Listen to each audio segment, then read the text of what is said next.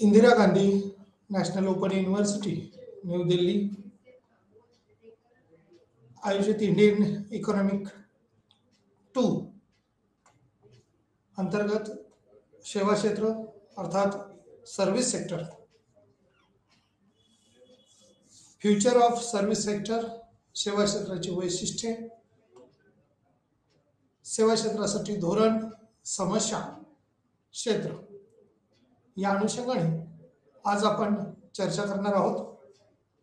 विशेष करून service sector या पार्टमध्ये भारतीय अर्थव्यवस्थेचा आपण ज्या वेळेला विचार करतो त्यावेळेला याच्यात सर्व्हिस सेक्टर म्हणजेच सेवा क्षेत्राचा प्रचंड वेगाने विकास होत आहे. त्याचबरोबर GDP मधला हिस्सा देखील आज सेवा क्षेत्राचा पण वाढलेला आहे असं पाहतो. स्वातंत्र्योत्तर कालखंडात सेवा क्षेत्राचा विकास हा वेगाने होणं इतर देशाच्या तुलनेत अपेक्षित होतं, परंतु त्या वेगाने सेवा क्षेत्राला थोडंसं तुलनात्मकरित्या इतर देशाच्या मानाने आपल्याला वेळ लागलेला आहे. तरी देखील भारतीय अर्थव्यवस्थेत सेवा क्षेत्र हे एक अत्यंत महत्त्वाचं असं क्षेत्र आहे. आज शेती क्षेत्रातून, उद्योग क्षेत्रातून असणारी जी काही मागणी आहे सेवेसाठी, म्हणजे सेवा क्षेत्राची होणारी मागणी हा देखील भाग अत्यंत महत्त्वाचा आहे. त्या दृष्टीने विचार होणं अपेक्षित आहे. मागील पार्टमध्ये आपण सेवा क्षेत्राची वैशिष्ट्ये यावर सविस्तर प्रकाश टाकलेला होता. त्याच अनुषंगाने आज आपण सेवा क्षेत्रासाठी धोरण, समस्या आणि त्याचे क्षेत्र कशा पद्धतीने आहेत, सेवा क्षेत्र म्हणजे कोणतं क्षेत्र, मग ज्याच्यामध्ये वेगवेगळ्या पद्धतीचे ट्रान्सपोर्टिंग फॅसिलिटीज असतील, वाहतूक सुविधा असतील, त्याचबरोबर शैक्षणिक क्षेत्र असेल, आरोग्यविषयक क्षेत्र असेल, बँकिंगच्या संदर्भातलं क्षेत्र असेल, या संदर्भात आपण सविस्तर माहिती आज घेण्याचा प्रयत्न करणार आहोत. निश्चितपणे सेवा क्षेत्र हेडिंग आहे आपलं, त्या अनुषंगाने सेवा क्षेत्राची वैशिष्ट्ये आपण पाहिलेली आहेत आणि आज आपण सेवा क्षेत्रासाठी विशिष्ट काही धोरण, policies, issues for service sector, सेवा क्षेत्रासाठीचं धोरण, समस्या आणि क्षेत्र कशा पद्धतीचं असू शकतं यावरती आपण प्रकाश टाकणार आहोत. काही ॲनिमेट्स केल्यामुळं या ठिकाणी हाफ आपल्याला सुरुवातीला दिसून येईल. याच टॉपिकच्या अनुषंगाने, प्रस्तावनेच्या अनुषंगाने ज्यावेळेला आपण पाहतो policies, issues for service sector, सेवा क्षेत्रासाठी धोरण, समस्या कशा पद्धतीने आहेत किंवा त्याचे क्षेत्र काय काय आहेत, इंट्रोडक्टरी पार्ट आपण इथं पाहणार आहोत. त्याचबरोबर धोरणविषयक काही मुद्दे जे विचारात घेणं अपेक्षित आहे त्या अनुषंगाने थेट परकीय गुंतवणूक अर्थात FDI, फॉरेन डायरेक्ट इन्व्हेस्टमेंट, त्याचबरोबर गुंतवणूक जसा महत्वाचा भाग आपण पाहतो गुंतवणूक, त्याच अनुषंगाने निर्गुंतवणूक किंवा कमीत कमी गुंतवणूक सरकार क्षेत्र म्हणून कशा पद्धतीने करेल त्याचा विचार केला जातो. इथं मात्र आपण परकीय गुंतवणुकीच्या अनुषंगाने विचार करतोय आणि इथं मात्र देशातली गुंतवणूक म्हणजे सरकारी गुंतवणूक कशी कमी असेल आणि खाजगी, जसं की 91 पॉलिसी आपण पाहिली, 1991चं भारतीय अर्थव्यवस्थेचं जे आर्थिक धोरण आहे आणि त्या आर्थिक धोरणामुळे निर्गुंतवणुकीचं धोरण किंवा कमीत कमी शासकीय गुंतवणूक असेल आणि खाजगी क्षेत्राची किंवा उद्योग विभागाची गुंतवणूक ही मोठ्या प्रमाणात असेल, उद्योग संस्थांची गुंतवणूक ही वाढेल, यावरती निर्गुंतवणुकीमध्ये भर दिलेला आहे. त्या अनुषंगाने आणखी आपल्याला पॉईंट्स पाहता येतील. त्यात जकात आणि कर, टेरिफ अँड टॅक्सेस. टेरिफ, जकात ही त्या एरियानुसार आपण म्हणूया शहराच्या भागामध्ये जकातीचा कर आकारलेला आपल्याला दिसतो आणि कर रूपाने जे काही म्हणजे वेतनदारी जे लोक असतात म्हणजे शासकीय नोकर जे असतात त्याच्यावरती डायरेक्ट टॅक्स किंवा इतर नोकरदारावरती सुद्धा डायरेक्ट टॅक्स हा आकारला जातो आणि फॉर्म 16 हा भरून घेतला जातो. त्या अनुषंगाने डायरेक्ट टॅक्सचं प्रमाण हे खूप मोठं असतं आणि त्यामुळेच हे एक उत्पन्नाचं साधन आपण म्हणूया. त्यानंतर अप्रत्यक्ष कर, प्रत्यक्ष आणि अप्रत्यक्ष कर अशा कराचे पुन्हा 2 प्रकार पडतात. टेरिफमध्ये शहरी भागात प्रवेश करताना त्या एरियाचा असणारा टेरिफ किंवा आंतरराष्ट्रीय पातळीवरती सुद्धा देशातून एका देशातून दुसऱ्या देशामध्ये ट्रान्सपोर्टिंग करण्याच्या अनुषंगाने सुद्धा माल वाहतुकीच्या अनुषंगाने तो टेरिफ किंवा जकात आकारली जाते त्यामध्ये त्या एरियाला किंवा त्या उत्पादनाला संरक्षण देणं हा त्या पाठीमागचा हेतू असतो, जेणेकरून दुसरं उत्पादन त्या परिसरामध्ये येऊ नये आणि तिथल्या बाजारपेठेवरती अतिरिक्त उत्पादनाचं आल्यामुळं त्याची मागणी वाढेल आणि स्थानिक उत्पादन किंवा उद्योग हे बंद पडण्याची शक्यता असते. त्यामुळे असे टॅरिफ किंवा जकात आकारणं हा भाग महत्त्वाचा असतो. क्षेत्र विशिष्ट समस्या, सेक्टर स्पेसिफिक इश्यूज, विशिष्ट काही क्षेत्रामध्येच काही समस्या निर्माण झालेल्या असतात आणि त्या समस्या सोडवण्याच्या अनुषंगाने सेक्टर स्पेसिफिक इश्यूज क्रिएट झालेले आपण पाहतो. देशांतर्गत नियम, धोरणे आणि मर्यादांचा प्रभाव, domestic regulation impact of policies and constructions, या अनुषंगाने देखील देशांतर्गत नियम, धोरणे आणि मर्यादांचा प्रभाव त्या त्या देशातल्या धोरणामुळे आलेला असतो. तसंच भारतीय अर्थव्यवस्थेतल्या काही धोरणं जी आहेत त्या अनुषंगाने सुद्धा या ठिकाणी विचारात घेतलेला काही भाग आहे. अलीकडील उपाययोजना आणि त्यांचा सेवा क्षेत्रावरील प्रभाव, सध्याच्या काळात कोणत्या कोणत्या उपाययोजना केल्या जातात, कोणता प्रभाव त्यावरती जाणवतो, recent measures and their impact on service sector, सेवांची निर्यात म्हणजे अलीकडील काळात जसे उपाययोजना करणं अपेक्षित आहे त्याचबरोबर सेवांचे काही एक्सपोर्ट ऑफ सर्व्हिसेस, सेवांच्या अनुषंगानं ज्या सेवा निर्यात केल्या जातात किंवा कशा पद्धतीने होऊ शकतात त्या बाबतीत या ठिकाणी विचारलेलं आहे. प्रॉस्पेक्ट्स, याच्यात संभावना कोणत्या कोणत्या असू शकतात, विशेष म्हणजे अपॉर्च्युनिटीज काय आहेत का, हा देखील या 12 युनिट मधला जो 4.1 आहे त्याच्यामध्ये दिलेला आहे. 12.1, 2, 3 अँड 4 हे 4 पॉईंटमध्ये सेवा क्षेत्रासाठीचं धोरण, त्यातल्या समस्या आणि क्षेत्र या विषयाचे डिस्कशन दिलेलं आहे. त्यामध्ये विशेष करून जकात कर असतील, फरकीय गुंतवणूक असेल, म्हणजे धोरण विषयक काही जे हायलाइटेड पॉईंट आहेत तर या बाबी या ठिकाणी विचारात घेणं अपेक्षित आहे. क्षेत्र विशिष्ट समस्या त्या बाबतीत आपल्याला पाहाव्या लागतील. इंट्रोडक्टरी पार्टमध्ये ज्यावेळेला आपण पाहतो भारताच्या सकल देशांतर्गत उत्पादनात म्हणजे जीडीपी मध्ये सेवा क्षेत्राचे योगदान हे लक्षणीय स्वरूपाचं वाढत चाललेलं आहे. लक्षणीय विदेशी गुंतवणूक हे आकर्षित करण्याचं काम सेवा क्षेत्राकडून केलं जातं. देशाच्या जीडीपी मध्ये सातत्याने 50% अधिक योगदान सेवा क्षेत्राने दिलेलं आहे. त्याचबरोबर 1990 पासून ते 2004-5 म्हणजे 1999 ते 90 आणि 2004 ते 5 याच्या किमतीच्या आधारानुसार जर विचार केला तर निर्यातीत लक्षणीय योगदान हे मोठ्या प्रमाणावर रोजगार उपलब्धीसाठी सुद्धा सेवा क्षेत्राने दिलेलं आपण पाहतो. त्यानंतर भारतातील सेवा क्षेत्रातील कर अनुपालन अशा संदर्भात धोरण फॉर्म्युलेशन ही एक डायनामिक घटना आहे आणि सध्याचे युनिट अलीकडच्या काळात सुरू केलेल्या धोरणाचे प्रोफाईल करते. म्हणूनच मागील 2018 पूर्वीचे 2 वर्ष त्या ठिकाणी विचारात घेतली जातात आणि वरील घटक कसे आहेत हे उघड करण्यासाठी सेवा क्षेत्राने कामगिरी केली आहे आणि धोरण पुनर्रचना जो काय आहे भारतातील सेवा क्षेत्राची वाढवण्यासाठी आवश्यक घटक त्या ठिकाणी विचारात घेतलेले आहेत. त्याचबरोबर भारतीय अर्थव्यवस्था ही कशा पद्धतीने वृद्धिगत होते, वाढतीये हे पाहणं देखील महत्वाचं आहे. त्यामधला जीडीपीचा शेअर्स तो त्याचे धोरणात्मक काही मुद्दे जे आता आपण म्हणत होतो ते कशा पद्धतीने वाढलेले आहेत आणि धोरणात्मक मुद्द्यामध्ये अनेक क्षेत्रांचा त्या ठिकाणी समावेश केला जातो. विशेष करून आपण आता ज्याचा उल्लेख केला ते म्हणजे थेट परकीय गुंतवणूक, एफडीआय, फॉरेन डायरेक्ट इन्व्हेस्टमेंट. ज्या पद्धतीने आता महाराष्ट्रामध्ये एखादा प्रोजेक्ट घ्यायचा म्हणलं तर केंद्राकडून परवानगी ही घ्यावी लागते आणि राज्याची परवानगी देखील असावी लागते.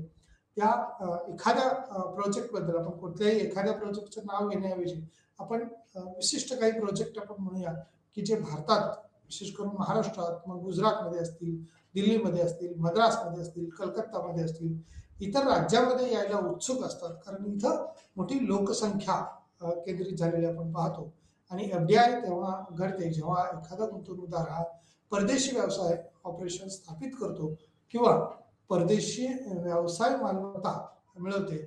मालकीच्या स्थापनेसह किंवा परदेशी कंपनीमध्ये स्वारस्य नियंत्रित करणे अलीकडील 2016 एक महत्वाचा भारतातील सेवा क्षेत्रातील एफडीआयच्या बाबतीत घेतलेले धोरणात्मक पुढाकार संबंधित आहेत. एकल ब्रँड उत्पादनासाठी किरकोळ व्यापार उघडणे 51% अधीन आहे. हे शेअर होल्डिंगच्या अनुषंगाने त्या ठिकाणी विचारात घेतलंय.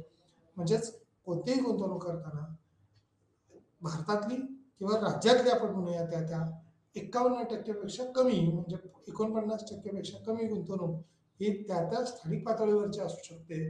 परंतु जी कंपनी त्या ठिकाणी उद्योग व्यवसाय करते तिथे त्यांची गुंतवणूक मर्यादा ही 51% पेक्षा जास्त असते. म्हणूनच परकीय गुंतवणुकीचं वर्चस्व त्या ठिकाणी किंवा निर्णय क्षमता जी आहे, जबाबदाऱ्या ज्या आहेत त्या कंपन्यांवरती अवलंबून असतात. अशी उत्पादनांची मागणी ही सर्वच बाजारपेठेत जशी येत असते तशी स्थानिक बाजारपेठेत जर मागणी मिळाली त्या एरियामध्ये जर उत्पादनाला मागणी असेल तर या प्रचंड मागणीमुळे स्थानिक बाजारपेठामध्ये अशा वस्तू विकल्यामुळे वाहतुकीवरचा खर्च, ॲडव्हर्टायझिंगवरचा खर्च, विक्री व्यवस्थेवरचा खर्च ह्या सेवा क्षेत्राचा तुलनात्मकरित्या कमी होत असतो.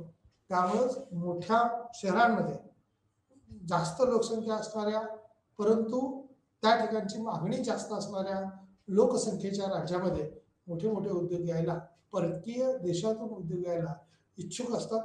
ज्या पद्धतीने आपल्या देशामध्ये अशी FDI परकीय डायरेक्ट गुंतवणूक आपण म्हणतोय, थेट परकीय गुंतवणूक म्हणतोय, ही गुंतवणूक जशी येत असते तसे आपल्या देशातले उद्योजक देखील काही उद्योजकांना सोयीचं वाटेल अशा पद्धतीने परदेशात किंवा दुसऱ्या देशामध्ये उद्योग व्यवसायासाठी जायला तयार असतात किंवा जात असतात असं आपण पाहतो. आणि हे उद्योग इतर देशामध्ये गेल्यामुळं आपल्या देशातले हे रोजगार किंवा स्थानिक बाजारपेठेला असणारी गरज या वस्तूसुद्धा परकीय बाजारपेठेमध्ये उत्पादन झाल्यामुळं त्याच ठिकाणी तिथे विक्री होण्याची शक्यता असते आणि आपल्याकडे येणारा माल हा काही काळाने किंवा दीर्घकाळ त्याला आपल्याला वाट पाहावी लागते. कोविडच्या काळात आपण कोविडशिल्ड्स ज्यावेळेला बघतो, कोवॅक्सिन्स बघतो, या वॅक्सिन्सचा रेशो जो आहे तो काय झाला, आपल्या देशात किंवा भारतात जर जास्त उत्पादनं झाली तर ते अल्प काळात आपल्याला लगेच सरकारच्या मार्फत उपलब्ध करून देण्याची सुव्यवस्था करण्यात आली. काही कंपन्या ही परदेशात कोविडशिल्डच्या संदर्भात काम करत होत्या आणि आरोग्य क्षेत्रातले हे जे काम आहे तर ते देखील सेवा क्षेत्राच्या अनुषंगाने फार महत्त्वाचं आहे. शैक्षणिक क्षेत्रातलं काम महत्त्वाचं मानलं जातं. ट्रान्सपोर्टिंग वाहतुकीच्या कामात देखील या ठिकाणी सेवा क्षेत्रामध्ये समाविष्ट केला जातो आणि या अशा अनेक बाबी आहेत की ज्याच्यामुळं परकीय गुंतवणूक ही आपल्याला उल्लेखनीय बाब किंवा याच्यातली GDPचा हिस्सा जो आहे तो महत्त्वाचा ठरत आहे. 2016 मध्ये एक महत्त्वाचा भारतातील सेवा क्षेत्रातील FDIच्या बाबतीत घेतलेले धोरणात्मक पुढाकार संबंधित आहेत. एकल ब्रँड उत्पादनासाठी किरकोळ व्यापार उघडपणे 51% याच्या अधीन आहे. शेअर होल्डिंगच्या अनुषंगाने ज्यावेळेला आपण विचार करतो त्यावेळेला सुद्धा या गुंतवणूकदार परदेशी व्यवसाय ऑपरेशन स्थापित करतो आणि परदेशी व्यवसाय मालमत्ता मिळवते. मालकीच्या स्थापनेसह किंवा परदेशी कंपनीमध्ये स्वारस्य नियंत्रित करणे अलीकडील 2016 एक महत्त्वाचा भारतातील सेवा क्षेत्रातील FDIच्या बाबतीत घेतलेले धोरणात्मक पुढाकार संबंधित हे धोरण आहे. तथापि टप्प्याटप्प्याने रिटेलमध्ये FDIला परवानगी देण्याबरोबरच विशिष्ट रीतीने प्रथम महागणाऱ्या शहरासह विद्यमान देशांतर्गत लहान रिटेल आउटलेट्सना आधुनिकीकरणासाठी प्रोत्साहन देणे आवश्यक आहे, जेणेकरून ते स्पर्धा करू शकतील. FDI समर्थित ब्रँडेड आउटलेट्ससह प्रभावीपणे पुढे विमा क्षेत्र आहे. सरकारी FDIचा हिस्सा आहे आणि 2026 वरून वाढू शकलेले नाही. म्हणजे 26% FDI जो आपण विचारात घेतलेला आहे तो देखील तथापि टप्प्याटप्प्याने रिटेल मार्केटांच्या अनुषंगाने जसं आपण लहान व्यवसाय असतील तर ते कसे वाढतील, त्याचा कसा विकास होईल तो विचारात घेणं अपेक्षित आहे. त्यानंतर निर्गुंतवणुकीकरण म्हणजेच काय, त्यालाच आपण खाजगीकरण अशा अनुषंगाने सुद्धा म्हणू शकतो. एखादा उद्योग व्यवसाय ज्यावेळेला सरकारला चालवणं शक्य होत नाही किंवा त्यातली गुंतवणूक करणं, देखरेख करणं, त्याच्यावरचा खर्च करणं हे जे शक्य होत नाही किंवा काही वेळेला ते कठीण जातं किंवा खर्च त्याच्यावरचा जास्त होतो. बरेचसे उद्योग काही वेळेला आजारी पडून पडून बंद पडलेले असतात. म्हणजे काही काळ चालतात, काही काळ बंद पडतात, काही काळ चालतात, परत बंद पडतात आणि याच्यावरचं सरकारी कर्मचाऱ्यावरचा असणारा खर्च जो आहे तो तेवढ्याच प्रमाणात किंवा जास्तीच्या प्रमाणात असलेला दिसतो आपल्याला. आणि तोच जर गुंतवणूक खर्च आपला कमी झाला, तो जर बदलला तर त्या अनुषंगाने सरकार अशा गुंतवणुकीऐवजी ते निर्गुंतवणुकीचं धोरण स्वीकारेल आणि याच निर्गुंतवणूक ही एक संस्था सरकारची विक्री करण्याच्या दिशेने केलेली कृती होय. म्हणजे सरकारी मालकीचे जे कोणते उद्योग व्यवसाय आहेत ते उद्योगधंदे हे खाजगी व्यक्ती किंवा संस्थांच्या मालकीला द्यायला सरकार तयार असणं म्हणजे स्वतःची किमती कमी करणं, त्याचबरोबर स्वतःहून त्या उद्योग व्यवसायाकडं नाही म्हटलं तरी काही प्रमाणात दुर्लक्ष करणं आणि या दुर्लक्षामुळं आता असे दुर्लक्ष केल्यामुळं किंवा काही उद्योगधंदे जसं की आपण स्वस्त धान्य दुकानात आपण पाहतो की आता अन्नधान्य सोयीस्कर पद्धतीने किंवा चांगल्या पद्धतीने मिळतात म्हणून त्याच्या संदर्भातल्या तक्रारी कुणाकडेही येत नाही. परंतु गॅसच्या संदर्भातल्या वितरण प्रणाली चांगली आहे, परंतु गॅसच्या किमती वाढल्या आहेत. वितरण प्रणालीमध्ये 8 दिवस 4 दिवसानंतर गॅस तुम्हाला अवेलेबिलिटी होते, परंतु शासनाचे जोपर्यंत गॅसमध्ये गुंतवणूक आहे तोपर्यंत अनुदानित गॅस आपल्याला मिळतील. पुन्हा आता जे सुरू आहे विनाअनुदानित गॅस सुद्धा किंवा त्याला सबसिडीज दिली नाही. फर्टिलायझरच्या संदर्भात सुद्धा काही कंपन्यांनी सरकारच्या अधिपत्याखाली काही सबसिडीज देऊन त्यातली गुंतवणूक सरकार अजूनही ठेवत आहे, अनुदान देत आहे. त्याच्यामुळं या किमती काही प्रमाणात आज कमी आहेत. याच किमती विदेशामध्ये ज्यावेळेला आपण पाहतो त्यावेळेला विदेशामधल्या या वस्तूच्या किमती ह्या प्रचंड असलेल्या आपण पाहतो. म्हणजेच वस्तूच्या किमती ह्या स्थानिक बाजारपेठेत जर पाहिल्या तर त्या निर्गुंतवणुकीच्या धोरणामुळे वाढणार आहेत नक्की, परंतु सरकारच्या गुंतवणुकीमुळे होणारा शासकीय खर्च हा देखील खूप मोठ्या प्रमाणावर आहे.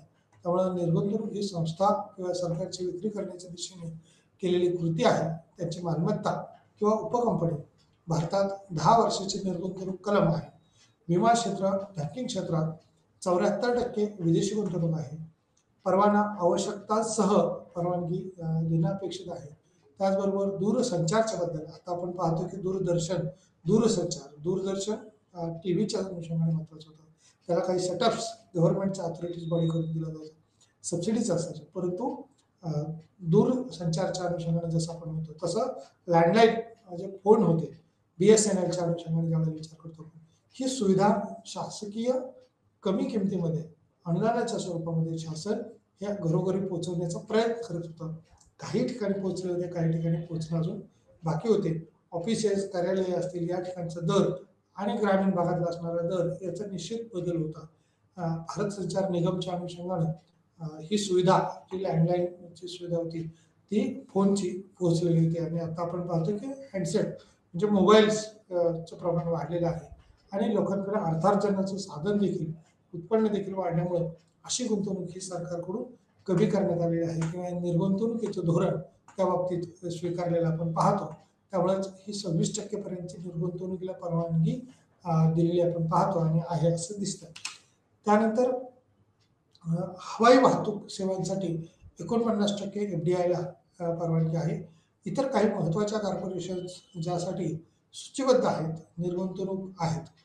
शिपिंग कॉर्पोरेशन ऑफ इंडिया म्हणजेच त्याच अनुषंगाने भारत संचार निगम, भारतीय रेल्वे खानपान आणि पर्यटन महामंडळ, राष्ट्रीय चित्रपट विकास महामंडळ इत्यादी निर्गुंतवणुकीतून केवळ सरकारला मोठा महसूल मिळू शकत नाही, तसेच या कॉर्पोरेशनला अधिक कार्यक्षमता बनवून वाढीस हातभार लावावा लागतो. म्हणजे निर्गुंतवणुकीचं धोरण जसं जसं अवलंबिलेलं जाते, निर्गुंतवणूक जशी केली जाते त्याच अनुषंगानं सरकार या मोठ्या मोठ्या कॉर्पोरेशन कंपन्याच आहेत, लिमिटेड कंपन्या आपण प्रायव्हेट लिमिटेड जसं म्हणतो त्या खाजगी क्षेत्रावरच्या असतात आणि सरकारच्या मार्फत भारत संचार निगम, भारतीय रेल्वे असेल, तिथला खानपान विभाग असेल, पर्यटन महामंडळ असेल, राष्ट्रीय चित्रपट विकास महामंडळ असतील, म्हणजे ही जी वेगवेगळी महामंडळाच्या अधीन राहून सरकारचा त्या ठिकाणी जसं आपण ST महामंडळाच्या अनुषंगाने सुद्धा बघतो की सरकार त्याच्यावरती नियंत्रण ठेवून असतं, परंतु प्रत्यक्ष सरकार त्या ठिकाणी कर्मचाऱ्यांना वेतन देत नाहीये तर महामंडळाच्या मार्फतच, परंतु शासनाला अधीन राहून असे नियम लागू केलेले असतात. केंद्र सरकारच्या असणाऱ्या वेगवेगळ्या योजना असतील, मग हवाई वाहतुकीच्या संदर्भात असतील, रेल्वे वाहतुकीच्या संदर्भातले असतील, शिपिंग कॉर्पोरेशन ऑफ इंडिया या कंपनीच्या अनुषंगाने असतील, भारत संचार निगमच्या अनुषंगाने असतील, त्यातून जनतेला कशा पद्धतीने लाभ मिळू शकतो, जनतेला कसे वेगवेगळे फायदे होऊ शकतात याच्यावरती हे निर्गुंतवणूक धोरण प्रामुख्यानं विचारात घेत असतं. आता यामध्ये विशेष एफडीआयच्या अनुषंगाने ज्यावेळेला आपण पाहतो त्यावेळेला हे एफडीआय किती असू शकते, फॉरेन डायरेक्ट इन्व्हेस्टमेंट किती असू शकते, तर ती 51% पर्यंत असू शकते असं आपण पाठीमागे पाहिलेलं आहे. आणि याच एफडीआयच्या अनुषंगाने जेवढी गुंतवणूक आपल्या देशात येईल तेवढा आपल्या देशाचा विकास हा वेगाने होऊ शकतो. काही फायदे आपल्याला निश्चितपणे त्यातून मिळू शकतात. 2016मध्ये एक महत्त्वाचा भारतातील क्षेत्रातील एफडीआयच्या बाबतीतचा विचार केला तर ही गुंतवणूक ही आता वाढीला प्रोत्साहन दिले. स्वातंत्र्योत्तर कालखंडात किंवा देशाला स्वातंत्र्य मिळालं त्यावेळेला त्याच्यावरती खूप बंधनं होती, नियंत्रण होतं. कारण आपल्या देशातल्या उद्योगाचा विकास होणं ही खरी तर काळाची गरज होती. आणि एफडीआयच्या बाबतीत घेतलेले हे धोरणात्मक पुढाकार संबंधित आहेत. जे निर्णय आहेत ते देशाला स्वातंत्र्योत्तर कालखंडात म्हणजे आता आता आपण हे नियम शिथिल केलेले आहेत आणि त्यामुळेच ही गुंतवणूक मोठ्या प्रमाणावर वाढलेली आहे. म्हणून भारतात बहुराष्ट्रीय कंपन्या ह्या मोठ्या प्रमाणावर येत आहेत. म्हणजे ज्याचं ऑफिस एखाद्या देशामध्ये असतं परंतु अनेक देशांमध्ये त्याच्या शाखा ज्या कंपन्यांच्या आहेत त्या विस्तृत झालेल्या असतात. याच शाखांमुळे मिळणारे फायदे देखील मोठ्या प्रमाणावर असतात. गुंतवणुकीच्या अनुषंगाने जसं आपण म्हणतो की काही बाबी भारतातल्या जास्त असणं अपेक्षित आहे, परंतु यालाच जोडून आपण शेती व्यवसायाचा विचार केला तर सेवा क्षेत्रातला जर फायदा प्रत्यक्ष शेतकऱ्यांना आपण म्हणूया, वर्किंग कॅपिटल जे असतात, कामगार लोक असतात, त्यांचा जर विचार केला तर त्यांच्याकडे आज मोबाईलच्या माध्यमातून या सुविधा ज्या आहेत त्या बँकिंग सुविधा ज्या आहेत त्या अल्पकाळात म्हणजे मोबाईलसारखं उपकरण असेल तर आपण पाहतो की या उपकरणामध्ये वेगवेगळ्या पद्धतीने साधी साधी यंत्र गणकं दिलेले असतात आणि त्याच्यावरनं सुद्धा खूप चांगल्या बाबी आपल्याला शिकता येतात किंवा माहिती करून घेता येऊ शकतात. ही टेक्नॉलॉजी आहे आणि ही टेक्नॉलॉजी जेवढी चांगल्या पद्धतीने हाताळली जाते त्या पद्धतीने यातल्या सेवा पुरवठादार जे आहेत म्हणजे बँकेमध्ये आपल्याला प्रत्यक्षतः जाण्याची गरज देखील नसते. कारण बँकिंगचे ट्रान्झॅक्शन ऑनलाईन ट्रान्झॅक्शन जसं की आपण चेक आहे, डीडी आहे हे भरण्यासाठी तरी आपल्याला किमान बँकेत जावं लागतं, परंतु प्रत्यक्षात आता ऑनलाईन पद्धतीमुळे त्या त्या व्यक्तीच्या अकाउंटला किंवा त्या त्या संस्थांच्या अकाउंटला कर्मचाऱ्यांचे पगार जे आहेत त्या अकाउंटच्या माध्यमातून किंवा ऑनलाईन सुविधेच्या माध्यमातून बँकिंग क्षेत्रात झालेल्या विकासाच्या माध्यमातून मोठ्या प्रमाणावर आलेलं आपण पाहतो. ही टप्प्याटप्प्याने झालेली जी निर्गुंतवणुकीचं धोरण आहे, परंतु खाजगी क्षेत्राने प्रायव्हेट लिमिटेडनं मोठ्या प्रमाणावर त्याच्यात इनपुट्स दिल्यामुळं आपल्याला या डिसइन्व्हेस्टमेंटमधून सुद्धा खूप चांगल्या पद्धतीनं शासनाचा एक वर्धास्त त्या अनुषंगाने दिसून येतोय.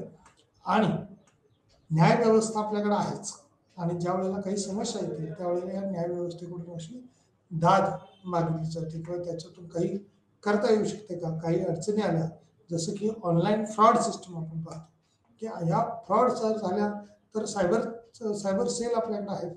सायबर सेलच्या माध्यमातून सायबर क्राईम त्याचा नोंदवला जातो. म्हणजे एखादा ऑनलाईनमध्ये काय करताना दिसला तर त्याच्यामध्ये तरतूद करून ऑनलाईन सिस्टीममध्ये काहीतरी केलेलं आहे त्याचा माहिती ही काढली जाते आणि तशा व्यक्तीवर कायदेशीररित्या कारवाई देखील केली जाते.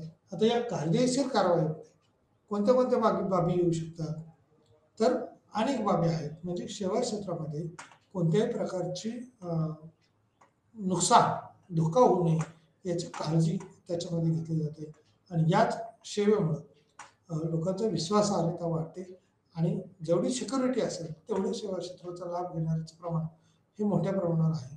वाहतुकीच्या साधनांमध्ये सुद्धा आपण पाहतो की एअरबेल्ट किंवा एअरबॅग्स ज्यावेळेला आपण विचार करतो म्हणजे बेल्ट घातला आणि नाही घातला किंवा एअरबॅग्स एखाद्या गाडीला असेल तर त्याची किंमत वाढते. म्हणजे उद्योग क्षेत्रात तयार झालेली एखादी गाडी वाहतुकीसाठी ज्या वेळेला आपण वापरतो, ट्रान्सपोर्टिंगसाठी ज्या वेळेला ही सुविधा वापरतोय त्यावेळेला ह्या सुविधेमुळे कोणता विकास होऊ शकतो, कोणते घटक त्याच्यामध्ये येऊ शकतात त्याचा विचार आपल्याला बारकाईने करावा लागतो.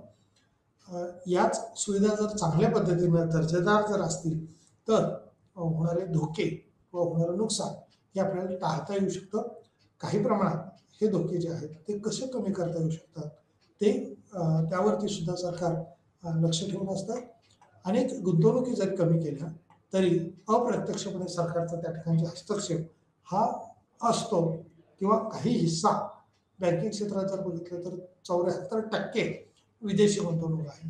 म्हणजे शेअर मार्केटच्या सहाय्याने ज्या वेळेला भांडवल उभा केलं जातं, बँका करत असतात, त्यावेळेला याच बँकाकडून होम लोन्स असतील, कार लोन्स असतील किंवा इतर एज्युकेशनल लोन्स असतील, वेगवेगळ्या प्रकारचे कर्ज हे घेण्याचं काम वेगवेगळ्या संस्थांच्या मार्फत उभारण्याचं काम हे केलेलं असतं.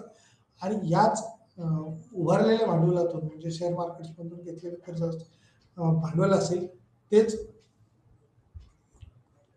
इथं कर्जावर रक्कम म्हणून बँकिंगच्या मार्फत दिली जाते आणि त्याच्यावर मिळणारे व्याज म्हणजे 74% ही विदेशी गुंतवणूक आहे. आणि याच गुंतवणुकीतून बँका ह्या आपला नफा कमवत असतात. या कारण स्वतःच बँकेला काही अधिकार नसतो की नोटा छापा. आरबीआय आणि केंद्र सरकार त्या अनुषंगानं नोटा छापण्याचे अधिकार हे राखून ठेवलेले आहे. त्याच्यामुळे असे कुठलेही निर्णय हे एखाद्या बँकेला घेता येत नाही किंवा डुप्लिकेशन आपण म्हणूया की ते घडलेलं असेल तर बँकांकडून मोठ्या प्रमाणावर त्याच्यावर कारवाईचे आदेश येत असतात. आणि सायबरकडे तसे सायबर सेलच्या मार्फत पैशाचे किंवा आपण ईडी चौकशी म्हणतो, ईडी घोटाळा म्हणतो. मग अशा पद्धतीनं ईडी चौकशी ज्यावेळेला लागतात त्यावेळेला त्या पैशाची नोंद नसते.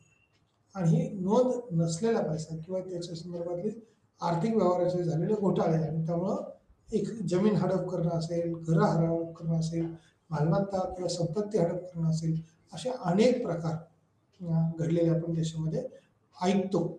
आणि या ऐकलेल्या बाबीवरून यातली गुंतवणुकीची क्षेत्र जे आहेत तिथं सरकारचा हस्तक्षेप जर कमीत कमी झाला तर प्रायव्हेट सेक्टरमध्ये ही गुंतवणूक करणं हे व्यक्ती किंवा संस्थांना शक्य असतं. परंतु त्यासाठी शासकीय नियमांचं पालन करणं किंवा शासकीय नियमाला अधीन राहून अशा बाबी करणं हे अपेक्षित असतं.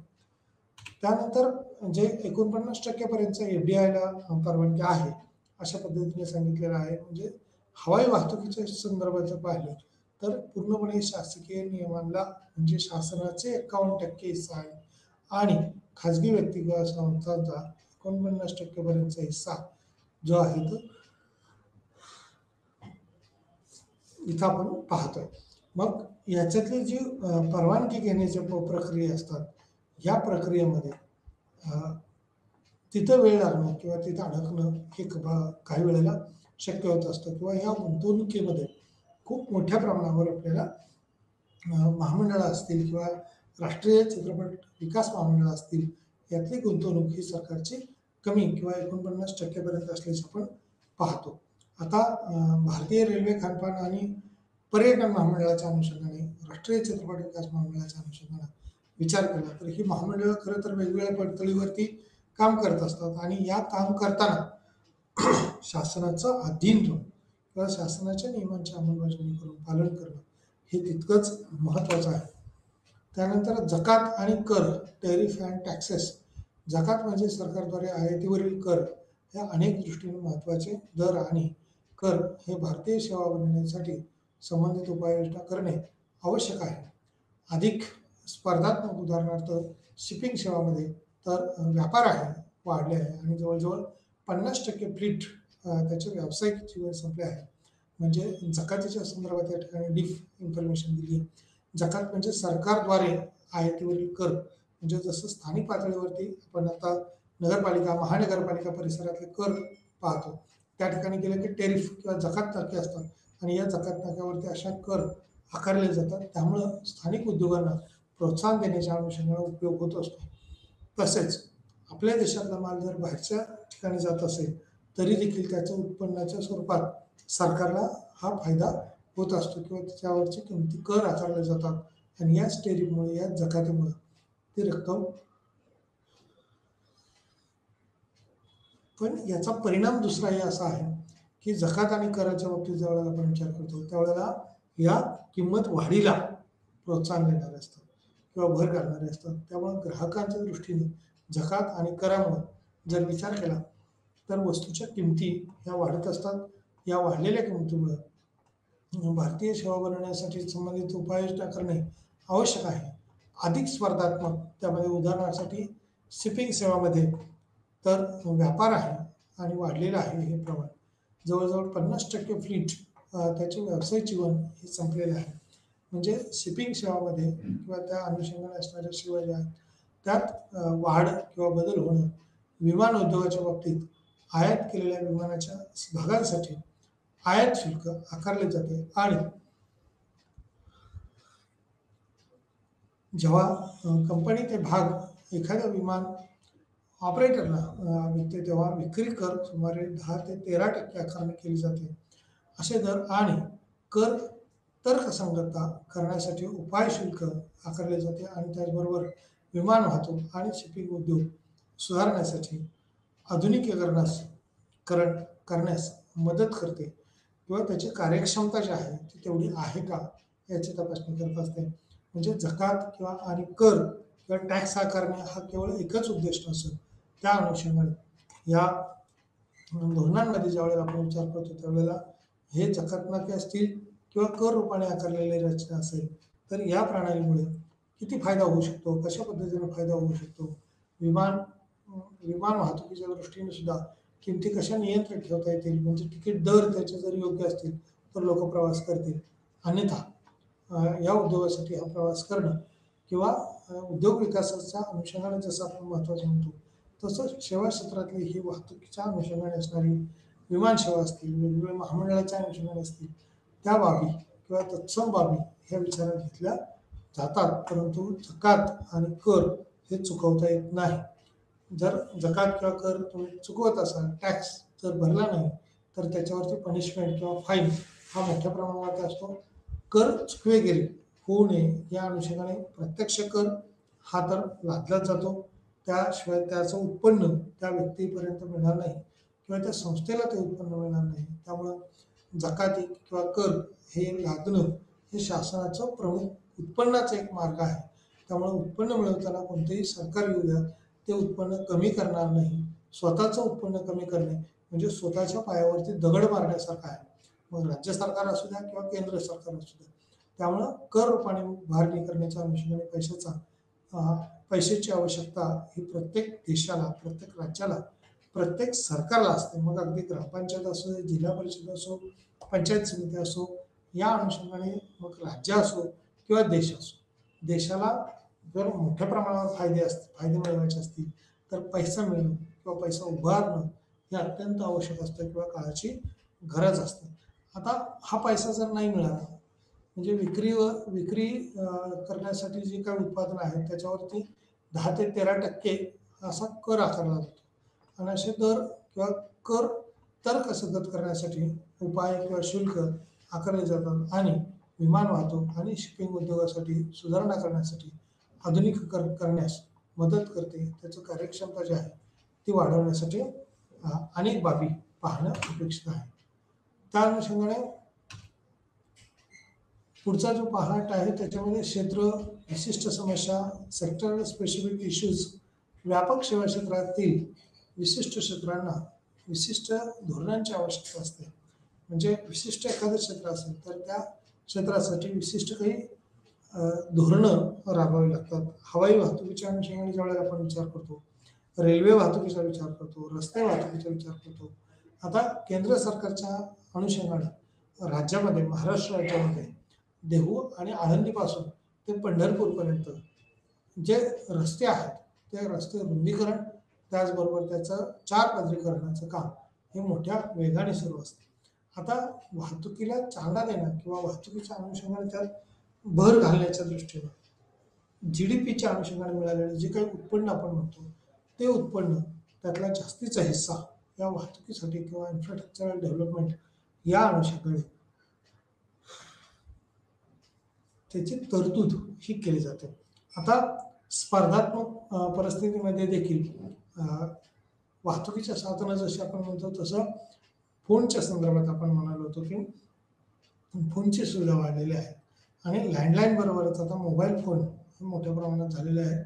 लँडलाईन हे तुलनात्मकरित्या कमी झालेले आहे.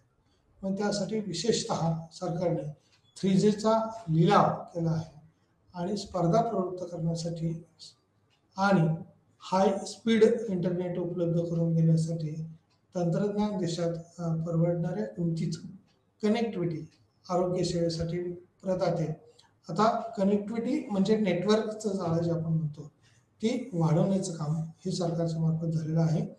आणि हे नेटवर्क सुविधेसाठी त्या ठिकाणचे टॉवर्स उभारणे असतील, काही अनुदान देणं असतील, साधनसामुग्री उपलब्ध करून देणं असेल, या बाबीवर आपल्याला विचार करावा लागतो किंवा तशा अनुषंगानं काही बाबी ह्या महत्त्वाच्या असतात. कनेक्टिव्हिटी जर चांगली राहिली तर आंतरराष्ट्रीय पातळीवरती सुद्धा आरोग्य सेवेसाठी प्रदाते राष्ट्रीय प्रमाणित किंवा मान्यता व्यतिरिक्त किंवा आवश्यकता आंतरराष्ट्रीय मान्यता आरोग्य सेवेचे बाह्य मूल्यांकन नियम सुधारणे आणि प्रोत्साहन देण्यासाठी सेवांचा अवलंब केला जातो. विशेष करून अशा अनेक बाबी ज्या आहेत त्या सेवा क्षेत्राच्या अनुषंगानं महत्त्वाच्या आहेतच, परंतु यातला धोरणात्मक किंवा निर्णयात्मक बाबी ज्या आहेत ते हे 4 म्हणजे मुद्दे आहेत. क्षेत्र विशिष्ट असतील, निर्गुंतवणूक असेल, परकीय गुंतवणूक आपण ज्या वेळेला म्हणतो FDIच्या अनुषंगाने असेल, ह्या बाबी महत्त्वाच्या आहेत. जसे की या ठिकाणी आपण पाहतो 12.2 आणि 12.1 थेट परकीय गुंतवणूक जसं आहे तसं धोरणात्मक बाबीमध्ये थेट परकीय गुंतवणुकीला प्राधान्यक्रम दिलेला आहे फॉरेन डायरेक्ट इन्व्हेस्टमेंटला. त्यानंतर दुसरा जो भाग आहे तो आहे निर्गुंतवणुकीचा भाग, की ज्याच्यामध्ये सरकारची गुंतवणूक ही कमीत कमी असते आणि शासकीय गुंतवणूक कमी असल्यामुळे इतर काही फायदे कसे मिळतील त्या अनुषंगाने प्रयत्न केलेले असतात. निर्गुंतवणुकीमध्ये 10 वर्षाची निर्गुंतवणूक एक कलम आहे आणि त्या अनुषंगाने सुद्धा 74% विदेशी गुंतवणूक जी आहे ती झालेली दिसते किंवा भारतात होत असल्याचे आपण पाहतो. आता याच गुंतवणुकीच्या अनुषंगाने कसे बदल होतील, कोणत्या घटकात वाढ होईल हे पाहणं अत्यंत आवश्यक असतं.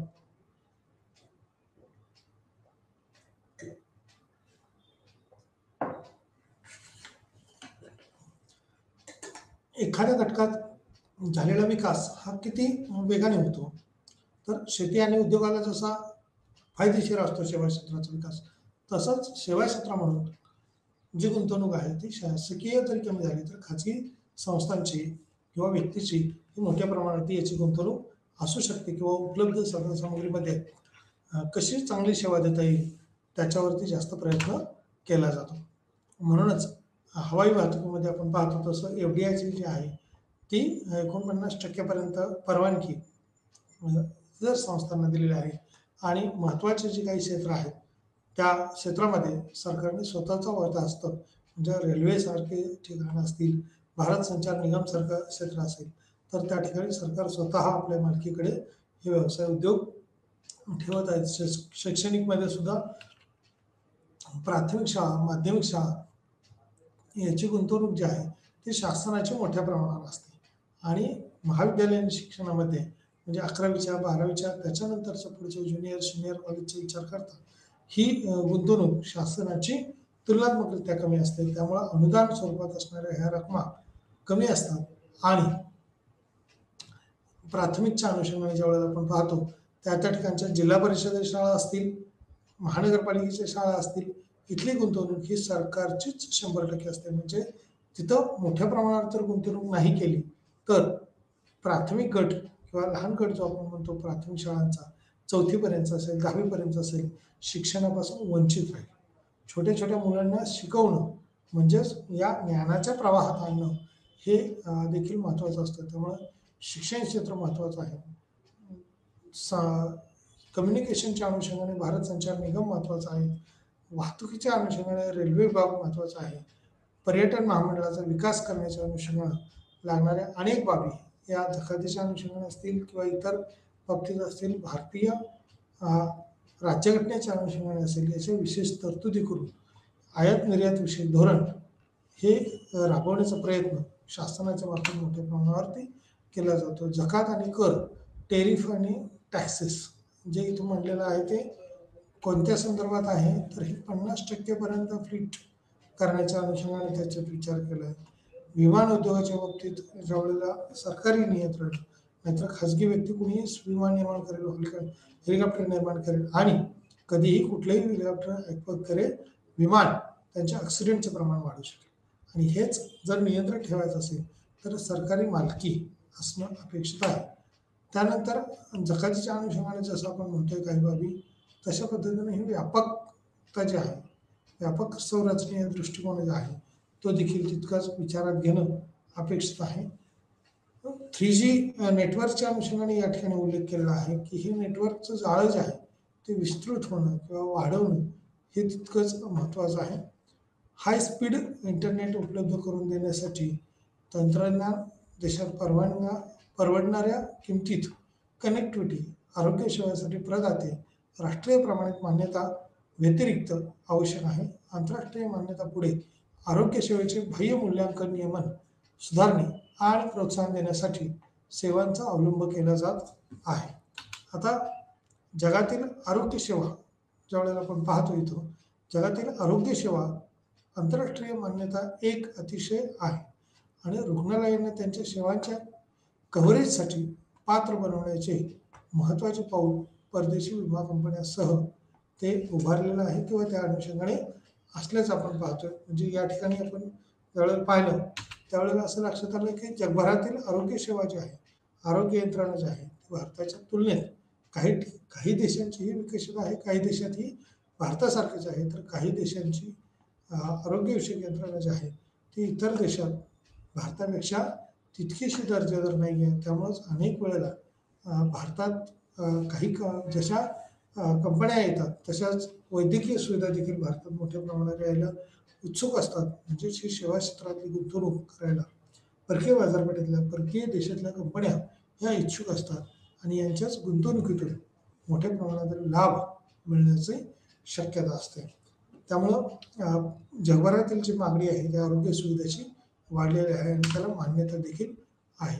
देशांतर्गत नियम, धोरणे आणि मर्यादांचा ज्यावेळेला प्रभाव आपण विचारात घेतो त्यावेळेला डोमेस्टिक म्हणजे त्या देशातलं ज्यावेळेला आपण विचारात घेतो impact of policies and constructions. आता त्या देशातली धोरणं किंवा त्या राज्यातली असणारी धोरणं ही जर वेगळी असतील तर आयात निर्यातीवरती अनेक आपल्याला अडथळे येतात किंवा जकातीच्या अनुषंगाने काही बाबी ह्या विचारात घ्याव्या लागतात. धोरणे आणि त्याच्या मर्यादा, domestic regulation, impact of policies and constraints या बाबीला तितकंच महत्त्व आहे. घरगुती नियमामध्ये हे समाविष्ट आहे का जे परवाना आवश्यकता आणि प्रक्रिया आहे. म्हणजे घरगुती नियमांमध्ये नाही परंतु शासकीय पातळीवरती, घरगुती म्हणजे वैयक्तिक पातळीवरती ज्यावेळेला खाजगी एखादी उद्योग संस्था असेल त्यावेळेला परवाना वगैरे घेणं ही काही प्रमाणात आवश्यकता जरी असली तरी त्यामध्ये शिथिलताही असतेच. पात्रता, आवश्यकता आणि तांत्रिक मानके म्हणजे वेगवेगळ्या पातळीवरती परवानग्या घेतल्यानंतरच देशांतर्गत पातळीवरती उद्योग हे सुरू करता येतात. स्थापन केलेल्या उद्योगाला ती चालना मिळते का ते पाहणं देखील आवश्यक असतं. तांत्रिक मानके घरगुती असल्याने सेवांचे नियमन करताना शुल्काची भूमिका पार पाडतात.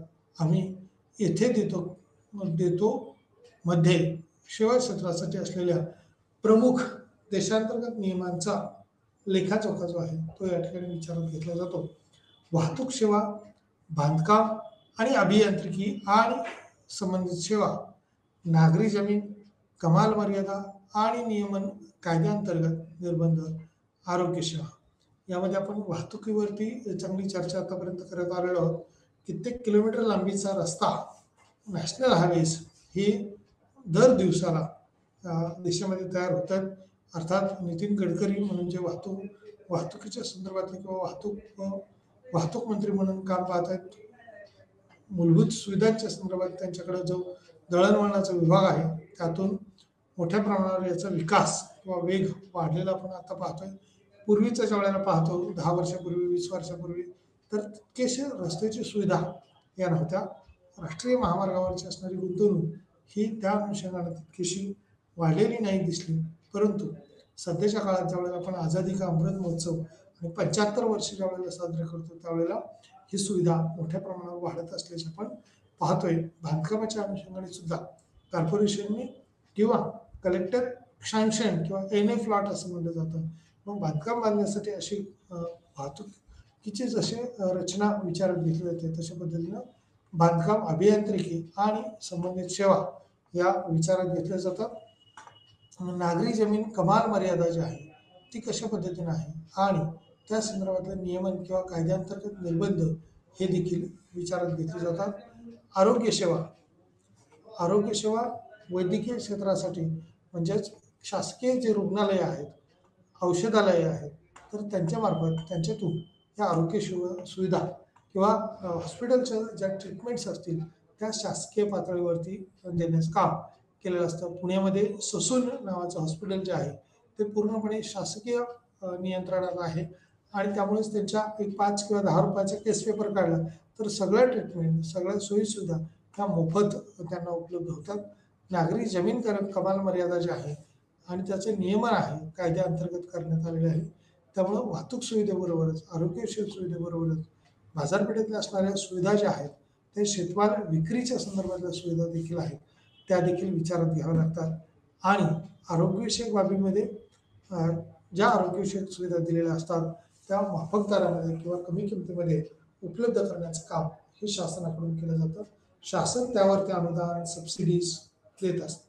उदाहरणासाठी काही आपण म्हणूया की डोळे तपासणीचं शिबिर भरलेलं आहे, आरोग्य तपासणीचं शिबिर भरलेलं आहे, रक्तदानाच्या स्वरूपातलं शिबिर. आता रक्तदानामध्ये कोणाचा काही प्रॉब्लेम नसतो, परंतु रक्तदान करणारा हा रक्तदाता जो आहे तो त्याच्याकडून आरोग्य सेवेच्या मार्फत हे रक्त कलेक्ट केलं जातं आणि त्याच्यावरती प्रक्रिया केली जाते किंवा रक्त आणि प्लाझ्मा विभिन्न करून समोरच्याची गरज जशा पद्धतीने आहे तशा पद्धतीने हे ब्लड सर्क्युलेट केलं जातं.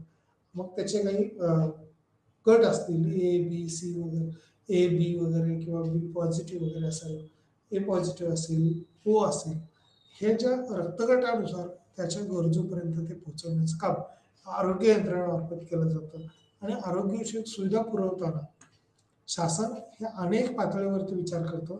आहार विषयक असेल, लिव्हिंग विषयक असेल, ट्रान्सपोर्टिंग विषय असेल, म्हणजे ॲम्ब्युलन्स सुविधा ही घरी पोहोचवण्यासाठी सुद्धा येत असते किंवा न्यायला सुद्धा आरोग्यविषयक काही 108चा क्रमांक जर लावला तर आरोग्यविषयक सुविधा तत्परतेने पोलीस यंत्रणेच्या मार्फत तुम्हाला अपघातग्रस्त भागात असतील किंवा गरजेच्या ठिकाणाला वैद्यकीय सुविधेसाठी पोहोचलेला आपण पाहत असतो किंवा ऐकत असतो. अशा अनेक बाबी आहेत की ज्या ठिकाणी नागरी जसं शहरा भागामध्ये आहे तसं ग्रामीणमध्ये सुद्धा आहे की या यंत्रणा ज्या आहेत त्या कार्यरत असल्याचं आपण पाहतो किंवा ऐकतो. त्यामुळं सेवा क्षेत्राचा विकास त्याच्या अनुषंगाने असणारा विकास हा तिकडं पाहणं अगत्याचं आहे. अलीकडील उपाययोजना आणि त्यांचा सेवा क्षेत्रावरील जो प्रभाव आहे तो recent measures and their impact of service sector म्हणजे उद्योग क्षेत्रावरचं ज्यावेळेला आपण पाहतो त्यावेळेला recent measures and their impact म्हणजे अलीकडील काळातील सेवा आणि सेवा क्षेत्रावरील प्रभाव हा कसा वेगाने वाढलेला आहे किंवा कसा विकसित होतोय तो त्या ठिकाणी पाहणं गरजेचं आहे. याच्यात वेगवेगळे पॉईंट्स दिलेले आहेत. सेवांना प्रोत्साहन देण्यासाठी सरकारने घेतलेल्या अनेक उपक्रमांपैकी भारतातील क्षेत्र हे अलीकडील काही उपायामध्ये अधिक समाविष्ट आहे. SEIS मध्ये वाढ झालेली आहे. भारतातून सेवा क्षेत्रात सेवा निर्यातीमध्ये अधिसूचित सेवांसाठी प्रोत्साहन, व्यवसाय, कायदेशीर लेखा, वास्तुशास्त्र, अभियांत्रिकी बाबी या अनुषंगाने शैक्षणिक, रुग्णालय, कायदेशीर बाबी जसं म्हटलं तसं हॉटेल्स असतील, रेस्टॉरंट्स असतील याचा भारतातून सेवा निर्यात मध्ये देखील समावेश किंवा वाढ झालेली आहे. SEIS या अंतर्गत या अधिसूचनेच्या अंतर्गत कायदेशीर बाबी करून हॉटेल व्यवसाय असतील, रेस्टॉरंट्स असतील त्याला संरक्षणाच्या अनुषंगाने विचार केला जातो किंवा तशा उपाययोजना देण्याचं काम केलेलं आहे. ड्युटी क्रेडिटच्या वैधतेच्या कालावधीत वाढ करून GST मध्ये त्यांची उपयुक्तता वाढवण्यासाठी स्क्रिप्स 18 महिन्यापासून 24 महिन्यापर्यंत फ्रेमवर्क केलेला आहे किंवा क्रिफ्टच्या अंतर्गत सुद्धा 18 महिन्याचं त्या ठिकाणी सबसिडीचं अनुदान उपलब्ध करून देण्याचं काम हे केलेलं असतं किंवा 24 महिने 18 ते 24 महिन्यापर्यंतचा कालावधी त्या ठिकाणी विचारात घेतलेला आहे. म्हणजे 1.5 ते 2 वर्षापर्यंतचा कालावधी हा क्रिफ्ट्स ड्युटी क्रेडिट्सच्या अंतर्गत असणारा जो भाग आहे क्रिफ्ट्स तर तिथं विचारात घेतलेला आहे.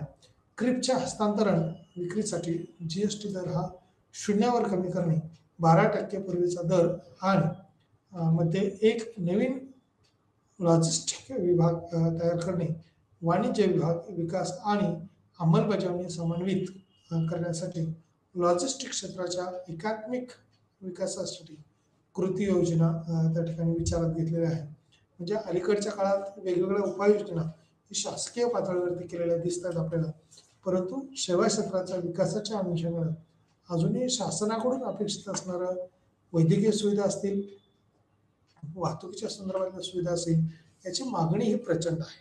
त्याचं कारण असं की भारतामध्ये लोकसंख्या प्रचंड आहे आणि या वाढत्या लोकसंख्येला असणारी जी मागणी आहे ती खूप मोठी आहे. 136 कोटी आपली जी काही लोकसंख्या, 121 कोटी लोकसंख्या 2011 मध्ये होती, ती आता 130 कोटी 135 कोटीपेक्षाही जास्त झालेली आहे. आणि 2021ची आकडेवारी ज्यावेळेला येईल त्यावेळेला आपल्याला निश्चित समजेल की ही आकडेवारी किती वेगाने वाढलेली आहे. आणि ह्याच वाढत्या आकडेवारीनुसार जर आपण विचार केला तर 18 महिन्यापर्यंत किंवा 24 महिन्यापर्यंत फ्रेमवर्क त्याचं सस्टेन राहणं, त्या वैधतेच्या अनुषंगाने विचारात घेता त्यामध्ये काही बाबीची काठिण्य पातळी आपल्याला दिसून येतो. क्रिफ्टच्या हस्तांतरण किंवा विक्रीसाठी जीएसटी दर हा शून्यावर किंवा कमी करणे, 12% पूर्वीचा दर तो होता, तो जर आणखी कमी केला तर त्यातून फायदे होऊ शकतात. म्हणजे अभियांत्रिकीबरोबरच, शैक्षणिक बरोबरच, रुग्णालयाबरोबरच हॉटेल्स त्या ठिकाणी आहेत. हॉटेल व्यवसायाच्या अनुषंगाने सुद्धा आता आपण जर पाहिलं तर एखादी वस्तू 70-80 रुपयाची घेतली तर त्याच्यावरती 18% पर्यंतचा जीएसटी, म्हणजे 17 रुपयाला घेतलेल्या 70 रुपयाला घेतलेले असेल तर ती जवळपास 98 रुपये 97 रुपये आपल्याला मोजावे लागते. त्यावरती जर 24% पर्यंतचा टॅक्स असेल तर ह्या टॅक्सचं प्रमाण नियंत्रित करण्याच्या अनुषंगाने जीएसटी मध्ये केवळ नियमांची शिथिलताबरोबरच टॅक्स रेशो सुद्धा बदलणं अपेक्षित असतं. अर्थव्यवस्थेच्या विकासाबरोबरच यातला जो हिस्सा सेवा क्षेत्राचा जो आहे तो चांगला वाढलेला आहे. तो आणखी वाढण्याच्या अपेक्षेनं भारतीय अर्थव्यवस्थेत काम केलं जातं किंवा विकासाचा वेग वाढवण्यासाठी सेवांची निर्यात, एक्सपोर्ट देखील मोठ्या प्रमाणावर होणं अपेक्षित आहे. तसा तो पॉईंट आपला 12.4 युनिट 12 जो आहे तो 11-12 किंवा 11 आणि 12 नंबरचे युनिट आहे. त्याच्यामुळे सेवा क्षेत्राच्या अनुषंगाने चांगला फोकस केलेला आहे. सेवांची निर्यात, एक्सपोर्ट कशा पद्धतीने होऊ शकतो तर भारतीय निर्यातीत सेवा क्षेत्राचे योगदान महत्त्वाचे आहे. भारताच्या सेवांच्या जागतिक निर्यातीतील वाटा हा 3.2% होता. 14-15 मध्ये जवळजवळ दुप्पट जागतिक व्यापारी मालाच्या निर्यातीत त्यांच्या व्यापारी मालाची जी निर्यात आहे ती 1.7% हा हिस्सा होता. 2017 मध्ये 1.7%वर तो घसरलेला दिसतोय. म्हणजे त्याचा रेशो जो आहे तो तुलनात्मक सेवेचा वाढत्या लोकसंख्येनुसार वाढत्या गरजांच्या अनुषंगाने वाढलेला जो आहे तो दिसतोय. भारतात याच्या अव्वल स्थानी किंवा 8व्या स्थानावर जगातील स्थिती आपल्याला झालेली दिसते. जगातील 10 सेवा निर्यातदार सरकार आर्थिक तरतुदी करते. भारतातून सेवा निर्यात योजनेअंतर्गत SEIS द्वारे प्रोत्साहन आहेत आणि भारताने निर्यात केलेल्या अनेक सेवा त्यातील काही महत्त्वाच्या गोष्टींचा उल्लेख या बाबीमध्ये केलेला आहे. अंतर्गतरित्या अनेक बाबी आहेत की ज्या सेवा क्षेत्राशी संबंधित निगडीत आहेत आणि याच सेवांचा जर विकास झाला तर मोठ्या प्रमाणावर आपल्याला सोयीसुविधा उपलब्ध करून देता येतील. भारतात याच बाबीमध्ये कशा पद्धतीने विकास होत गेला, किती विकास होणं अपेक्षित होतं ते पाहणं ही देखील एक चांगली तयारी असते किंवा त्या अनुषंगाने भारतात अनेक बाबी ज्या आहेत त्या केल्या जातात. सेवांची निर्यात जर मोठ्या प्रमाणावर घडून आली तर त्यातून उत्पन्न वाढीला प्रोत्साहन मिळत असतं. सेवांचा विकास जर झाला तर कुठपर्यंत होऊ शकतो, काय काय बाबी तो वाढू शकतात, तर या निर्यातविषयक धोरणातून वेगवेगळ्या बाबीवर प्रकाशझोत टाकण्याचं काम हे केलेलं असतं. सेवांची निर्यात जशी वाढली तशी यंत्रसामग्री काही फार सेवांच्या दृष्टीने ज्यावेळेला आपण आरोग्य सेवा महत्त्वाची आहे, वाहतूक सेवेच्या दृष्टीने महत्त्वाची आहे, परंतु शैक्षणिक सुविधा असतील किंवा हवाई वाहतुकीच्या अनुषंगाने असतील, एकदा घेतलेली साधनसामुग्री ही दीर्घकाळापर्यंत वापरणं किंवा चालवणं हे शक्य असतं. मग अशा सेवांमुळे किती फायदा होऊ शकतो?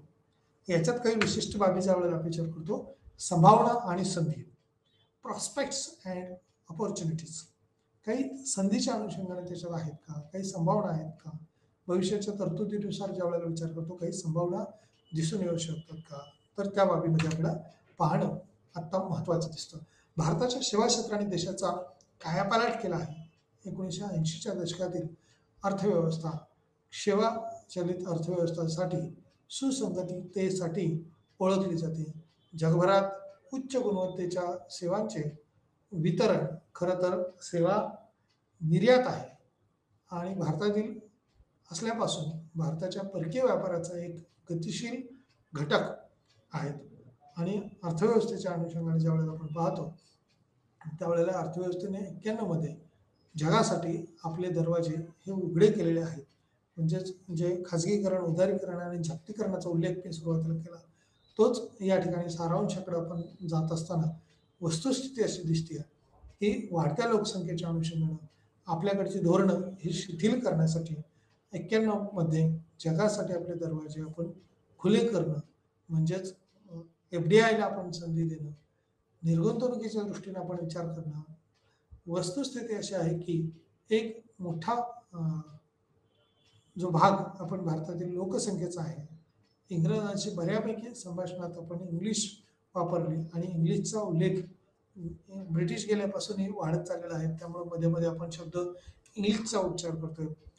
आउटसोर्सिंग सारख्या ज्या महत्त्वाच्या बाबी आहेत, सेवा क्षेत्रामध्ये भाषेचा अर्थ त्या ठिकाणी विचारात घेतला जातो. बँकिंग आणि वित्त त्या ठिकाणी आदरातिथ्य, सल्लागार इत्यादी पुढे माहिती तंत्रज्ञानाची भरभराट आणि त्यांचा संपूर्ण जगात प्रवेश हा झालेला आपण पाहतो. म्हणजेच एकूण काय तर देशाच्या विकासामध्ये शासकीय पातळीबरोबरच सेवा सुविधांचा विकास हा अत्यंत महत्त्वाचा आहे. सेवांची जेवढी वाढ होईल तेवढंच संभावना त्यांची गुंतवणूक देखील चांगल्या पद्धतीची वाढत जाईल आणि वाढलेल्या गुंतवणुकीच्या अनुषंगानेच GDP मधला हिस्सा किंवा शेअर्स आहे तो देखील सेवा क्षेत्रातला वाढेल. यात तळमात्रही शंका नाही. विकसित देशाची तुलना करता विकसित देशात सेवा क्षेत्राचा हिस्सा हा प्रचंड मोठा आहे. तिथं शेती क्षेत्राचा हिस्सा हा केवळ 1 किंवा 2% आहे. उद्योग क्षेत्राचा हिस्सा काही प्रमाणात आहे, तर सेवा क्षेत्राचा हिस्सा हा जास्त प्रमाणात आहे. आजही भारतात आपण सेवा क्षेत्राचा हिस्सा हा वाढण्याच्या दृष्टीने 55-60%, 75-65% वाढवण्याचा प्रयत्न करत आहोत. परंतु शेती क्षेत्राचा GDPतला हिस्सा तो आजही आपला चांगला आहे, तो 15% आहे. तुलनात्मक इतर देशापेक्षा शेती क्षेत्राचा आपला विकास हा झालेला आहे. आज आपण अनेक बाबीवर चर्चा केली. या ठिकाणी आपण